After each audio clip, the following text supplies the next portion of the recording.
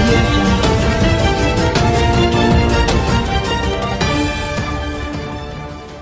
ఈ చర్యలు తీసుకోవాల్సిన అవసరం అత్యవసరంగా ఉన్నది కాబట్టి ఖచ్చితంగా మరి గౌరవ అధ్యక్షుల వారికి మేము విజ్ఞప్తి చేస్తాము. ఉమాక ద్వారా మేము లెటర్ కూడా ఇస్తాము.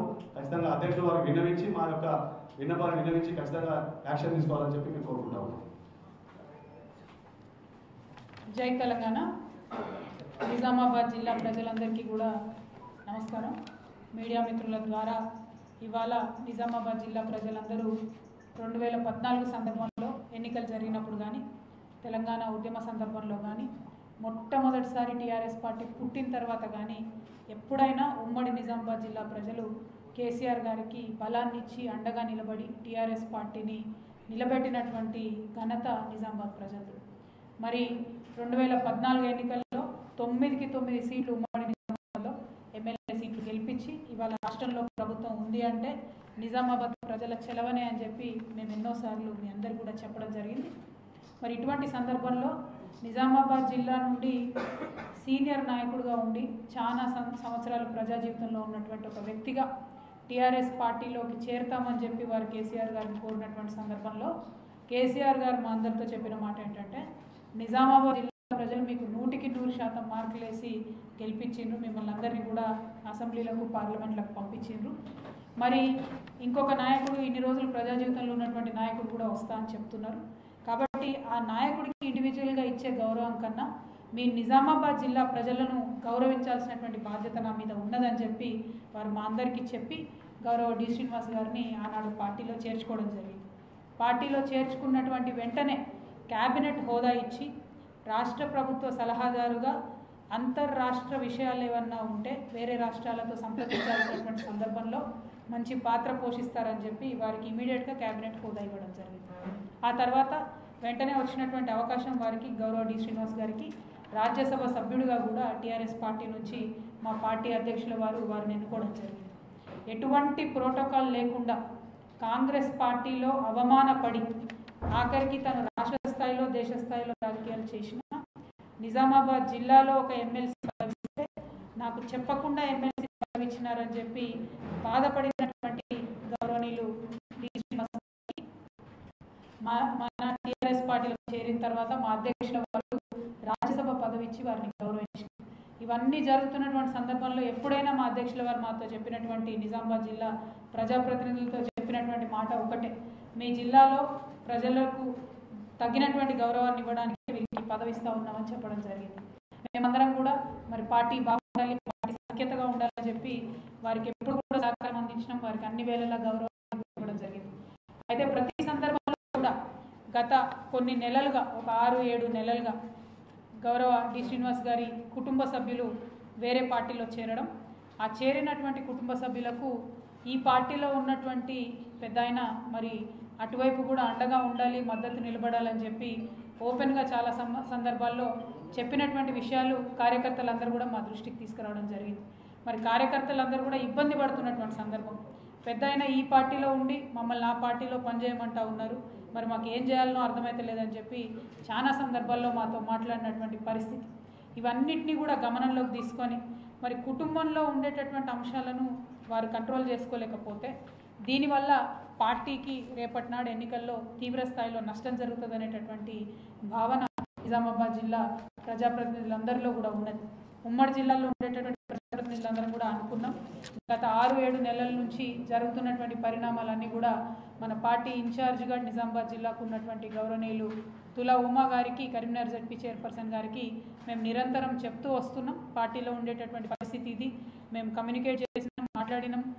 డి శ్రీనివాస్ గారితో వచ్చినటువంటి క్యాడర్ని కావచ్చు, నాయకుల్ని కావచ్చు, అందరినీ కూడా టీఆర్ఎస్ పార్టీలో ఇదివరకే ఉండేటటువంటి నాయకులతో కలపడానికి పలుమార్లు సమావేశాలు నిర్వహించడం, అన్ని ప్రయత్నాలు కూడా చేసినాం.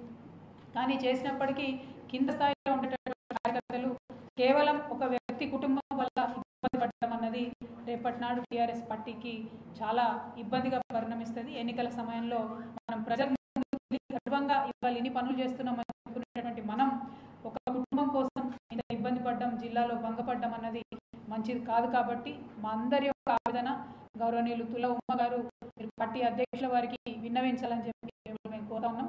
ఇక్కడ రాష్ట్ర పార్టీ కార్యదర్శులు విద్యాసాగర్ రావు గారు అట్లానే విఠలరావు గారు కూడా ఉన్నారు. మీరు కూడా పార్టీ సమావేశాలలో నిజామాబాద్ జిల్లాలో ఉన్నటువంటి పరిస్థితిని గౌరవనీయులు ముఖ్యమంత్రి గారి దృష్టికి దయచేసి తీసుకొని వెళ్ళండి. ఎందుకంటే చాలా ఓపిక పట్టినాం, ఎంతో సమన్వయం చేసే ప్రయత్నం చేసినాం. కానీ అడుగడుగున శాసనసభ్యులను ఇబ్బంది పెట్టడం, అడుగడుగున కింద స్థాయిలో ఉండేటటువంటి కార్యకర్తలకు మీరు ఇతర పార్టీలలో చేరండి అని చెప్తున్నట్టుగా మాకు సమాచారం నిరంతరంగా వస్తూ ఉన్నది. కాబట్టి ఇవన్నిటిని దృష్టిలో పెట్టుకొని మరి తప్పకుండా మా పార్టీ అధ్యక్షుల వారు చర్యలు తీసుకోవాలని విజ్ఞప్తి చేస్తూ ఉన్నాం. మేము మా పత్రికేయ మిత్రులందరికీ కూడా ఒక రిక్వెస్ట్ చేస్తూ ఉన్నాం. మీరు గమనించి ఉంటారు, మీకు తెలుసు, గౌరవ ముఖ్యమంత్రి గారు పదే పదే చెప్తారు, తప్పు చేస్తే నా బిడ్డైన కొడుకైనా నేను సహించనని చెప్తారు. సో రేపటి నాడు మా వల్ల ఏదైనా పార్టీకి నష్టం జరిగినా కూడా తప్పకుండా మా మీద కూడా ఇటువంటి చర్యలే ఉంటాయి. టీఆర్ఎస్ పార్టీ అంటే డిసిప్లిన్కి పెట్టింది పేరుగా ఉండాలని చెప్పి మేమందరం కూడా బలంగా నమ్ముతున్నాం. తెలంగాణ తెచ్చినటువంటి పార్టీ రేపటి నాడు తెలంగాణ ప్రజలకు దిశ నిర్దేశం చేసి మంచి బంగారు తెలంగాణ నిర్మాణం వైపు కృషి చేయాల్సినటువంటి పార్టీ కాబట్టి తప్పకుండా ఈ డిసిప్లిన్ అన్నది ఉండాలి. ఎంతటి వారైనా కూడా స్పేర్ చేయవద్దు. ఎందుకంటే నిజామాబాద్ డెవలప్మెంట్ ఒక ఎజెండాగా పెట్టుకొని మా పార్టీ శాసనసభ్యులందరం కూడా నిరంతరం ప్రజల్లో ఉంటూ పనిచేస్తున్నటువంటి సందర్భంలో ఈ చిన్న డిస్టర్బెన్సెస్తోని మనస్తాపానికి క్యాడర్ కావచ్చు, లీడర్స్ కావచ్చు, అందరూ గురవుతూ ఉన్నారు. కాబట్టి మా ఆవేదన అంతా కూడా గౌరవ ముఖ్యమంత్రి గారి దృష్టికి తీసుకెళ్లాలని చెప్పి మేము ముఖ్యమంత్రి గారిని అడ్రస్ చేస్తూ అందరం కూడా సంతకాలు చేసినటువంటి లేఖను తులా ఉమా గారికి మేము ఇస్తూ ఉన్నాము. దీని ప్రతులు పత్రికా మిత్రులందరికీ కూడా ఇవ్వడం జరుగుతుంది. ఈ లేఖలో మాకుండేటటువంటి ఆవేదన అంతా కూడా మేము వ్యక్తం చేసినాం. దీన్ని అధ్యక్షుల వారి దృష్టికి తీసుకెళ్లి తక్షణమే చర్యలు తీసుకోవాల్సిందిగా మిమ్మల్ని విజ్ఞప్తి చేస్తూ ఉన్నాము. Thank you. జై తెలంగాణ.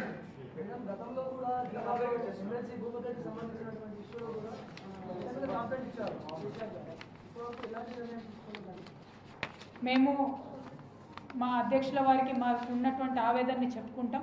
సరైన సమయంలో అధ్యక్షుల వారు నిర్ణయం తీసుకుంటారని చెప్పి ఆశాభావం మేము వ్యక్తం చేస్తూ ఉన్నాం.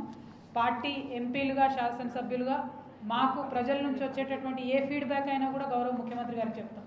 రాజకీయపరమైనటువంటి అంశాలే కాదు, ప్రజలకు సంబంధించిన సమస్యలు, ఇప్పుడు బీడీ కార్మికులు కావచ్చు, ఇంకోటి కావచ్చు, ఏ సమస్య ఉన్నా మేము మా ముఖ్యమంత్రి గారికి చెప్పుకుంటాం.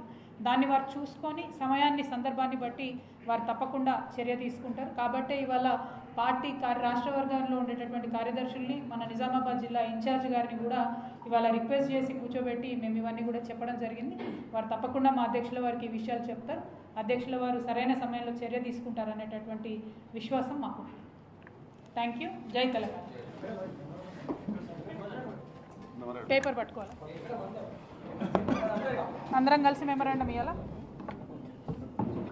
చైర్ వెనక ఇది అయితే తీసి మీరు ముందుకు రండి. चेयर తీసి మీరు ముందుకు రండి. సారీ छोटा हो गया, इसको बड़ा करेंगे. అది ఆడదాకా ఎక్స్టెండ్ చేయాలి.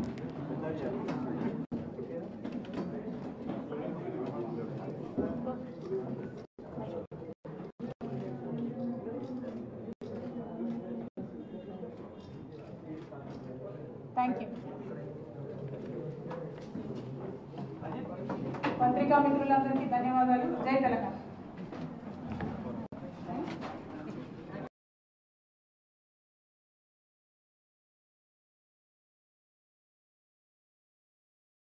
ఏంటండి, వీడియో నచ్చిందా?